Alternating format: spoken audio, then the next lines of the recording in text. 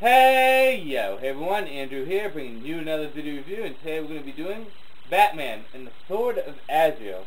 Take a look at that cover. Pretty good art.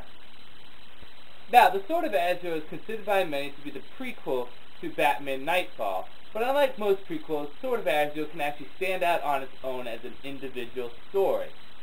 Now, there's a few things you need to know before we actually get into the story. There's this order, and it's called the Order of St. Dumas. And they're very old and very powerful, going back to the Crusades. They have a lot of resources available to them. And they go out and they assassinate people that are threatening to their order. And they do this by an agent called Azrael. Now, Azrael isn't necessarily one person, but actually a mantle passed down from father to son, generation to generation. And it's done by the father, who is the current Azrael, actually putting hypnotic subliminal messages in their son's head. This is called the system. And when the father dies, he passes the mantle of Azrael down to his son and activates the system. It's like a trigger. Once it activates, they get all these tactical maneuvers and all these kung fu moves and martial arts experience, and they actually have a downside that they think they're Azrael, the angel of vengeance.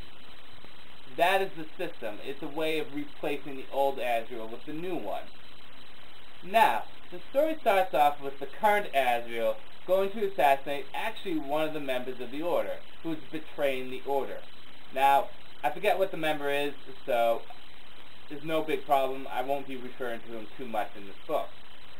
Now, that Azrael is shot with armor-piercing bullets, falls out a window, scurries around Gotham for about 30 minutes, and then finds his son, Jean-Paul Valley. He tells his son that he left a box for him and told him to go to a certain location where he will start his new life. I believe the location is in Switzerland, but I could be wrong. Jean-Paul Valley actually follows his father's wishes, finds one of the members of the Order of St. Dumas there, and starts his training as Azrael. The system is activated in his head. At the same time, Batman, Bruce Wayne, is following the trail of Azrael, and that member that was being assassinated in the beginning is following the trail too. Now, Batman and Azrael, or Jean-Paul Valley, have a confrontation and a very nice fight scene with Batman coming out on top.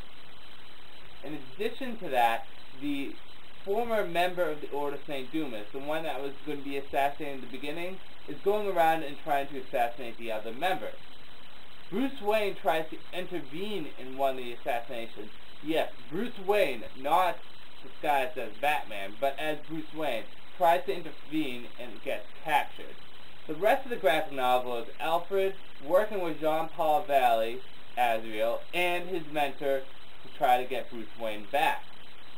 Now, I'm going to leave it there, and I want the rest of it for you to read. Now, on to the good, the bad, and whether or not you should get it. Well, like I said in the beginning, one of the good points is that even though by many it's considered a prequel, it doesn't really feel like a prequel. Actually, personally for me, I don't consider it a prequel. There's not much of this tying into Nightfall.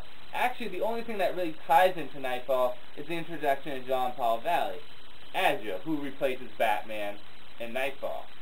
But other than that, it's a great standalone story. The concept was really nice, the dialogue was very nice, the story was well done, and the art was very good, with the exception of one point. Now, during the early to mid-90s, a lot of artists decided to put spikes on Batman's cape. I guess this is to make him look more like bat wings and make him look more like a creature of the night. But I never really cared for it that much. And they overdid it in this graphic novel, big time. But besides that art point, the art is actually really, really good. And the action scenes are really well done. The fight scene between Azrael and Bruce Wayne, or Batman, was very, very good. I liked it. Now on to the downside. One of the downsides is that the story worked well, but it really finished off it wasn't wrapped up well. They could have used one more issue, kind of wrap it up and give it a nice ending. I mean, it ended well, but it didn't wrap up well. You know what I mean. Another thing is this graphic novel is $9.95. I bought it at a comic store for $9.95. If you go on Amazon or if you go on eBay, people are charging you up to $35 to $45. That is a lot for a graphic novel, especially one that's only $9.95. Now, if you see this in a comic store, pick it up.